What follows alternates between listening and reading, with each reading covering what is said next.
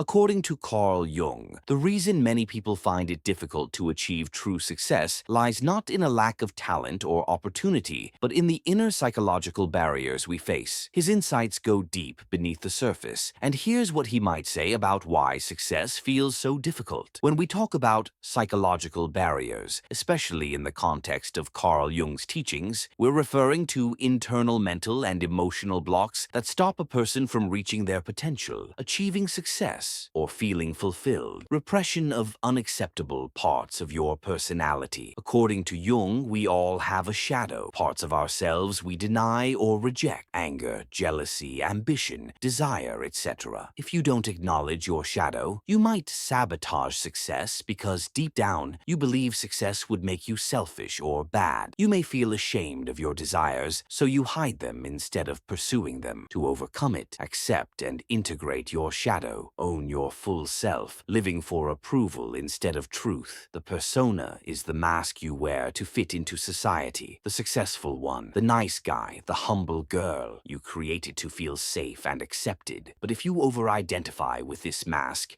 you live to impress others, feel fake, disconnected, or empty. Fear taking risks that may break the image. To overcome it, get real. Ask, who am I without my mask? Avoidance of self-discovery. Jung believed that much of our behavior is controlled by the unconscious mind. If you never confront what's beneath the surface, traumas, beliefs, wounds, you'll repeat destructive patterns. Misinterpret failure as fate. Be driven by forces you don't understand. To overcome it, do the inner work, therapy, shadow work, journaling, dream analysis, anything that helps make the unconscious conscious. Resistance to becoming your true self. Individuation is Jung's word for the journey to become a fully integrated, authentic person. Why do people resist it? It requires change and sacrifice. It may mean losing relationships or identity. It forces you to confront uncomfortable truths. To overcome it, embrace discomfort. Growth only comes when you stop pretending and start evolving. Two parts of your psyche fighting each other. Example, one part wants success. Another part believes you're unworthy of it, so you stay stuck. This conflict between desire and fear, action and doubt, is deeply psychological and often unconscious. To overcome it, work on inner integration. Understand your contradictions instead of ignoring. Psychological barriers are mental and emotional obstacles that prevent a person from thinking clearly, making decisions, or taking action toward their goals, whether in communication, relationships, or success. These barriers operate largely subconsciously, and many people don't even realize they're being held back by them. Below is a detailed look at key psychological barriers, including how they show up and how you can overcome them, especially through the lens of modern psychology and thinkers like Carl Jung. Psychological barriers are internal beliefs, fears,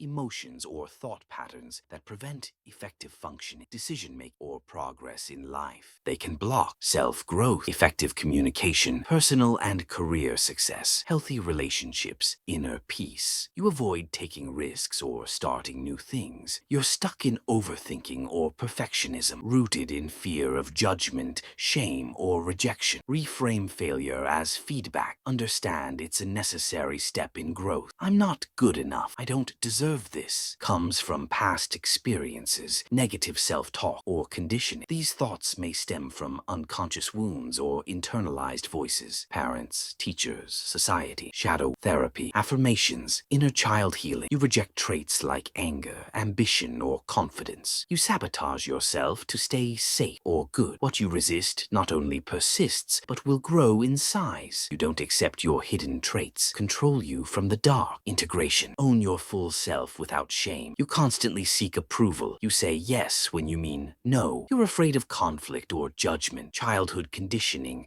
attachment wounds. Build self-trust. Understand that rejection doesn't define your worth. You believe talent is fixed and you can't improve. You avoid challenges or give up easily. Develop a growth mindset. View effort and learning as part of the process. You act how others expect you to, not how you really feel. You fear showing vulnerability or imperfection. False self we wear to be accepted by society. Too much attachment to it leads to identity crises, burnout, and inauthentic living. Get to know your true self beyond labels and roles. One part of you wants success. Another part fears it. You're pulled in different directions emotionally or mentally. I want to grow my business. But what if I fail and disappoint my family? Inner dialogue, therapy, values alignment, meditation. Until you make the unconscious conscious, it will direct your life and you will call it fate. Jung believed that we're often unaware of the unconscious fears, beliefs, and emotional wounds that control our behavior. These might include